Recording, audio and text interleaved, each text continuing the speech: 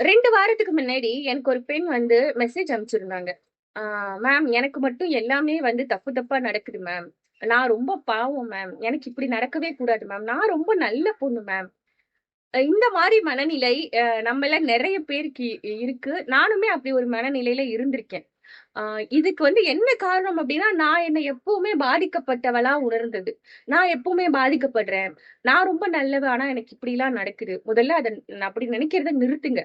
இந்த உலகத்துடைய விதிப்படி, பிரபஞ்ச விதிப்படி யாரும் நல்லவங்களும் கிடையாது, கெட்டவங்களும் கிடையாது. ஏதோ ஒரு விஷயத்த கத்துக்கிறதுக்கு தான் எல்லாருமே இந்த பூமிக்கு வந்திருக்கோம். அதனால உங்களுக்கு எது நடந்தாலும், அதிலிருந்து நீங்க என்ன கத்துக்கிட்டீங்க அப்படிங்கிறத வந்து ஃபோக்கஸ் பண்ணுங்க. நேத்திக்கு எனக்கு இது தெரியல. இன்னைக்கு இந்த ஒரு விஷயம் என்ன பாதிச்சிருக்கு. ஆமா, நான் ஏத்துக்கிறேன். இந்த பாதிப்பு எனக்கு இருக்கு. இது எனக்கு கஷ்டமா தான் இருக்கு. வலிக்குது தான். ஆனா, இந்த வலி என்ன வந்து இன்னும் ஸ்ட்ராங் ஆக்கியிருக்கு. இதிலிருந்து நான் ஏதோ ஒண்ணு கத்துக்கிட்டு இருக்கேன். அந்த லேர்னிங் என்னுடைய அடுத்த கட்ட வளர்ச்சிக்கு எனக்கு ரொம்ப ரொம்ப ஹெல்ப் பண்ண போகுது.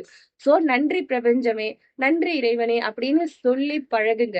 இந்த பாதிக்கப்பட்ட மனநிலையிலிருந்து ஒரு லேர்னரா, ஒரு கற்றுக்கொள்ளும் நபரா உங்கள நீங்க நகர்த்தும் பொழுது, கற்றுக்கொள்ளக்கூடிய சூழ்நிலையும், அதிலிருந்து உங்கள மேம்படுத்தக்கூடிய நல்ல ஒரு மனநிலையும் உங்களுக்கு உருவாகும்.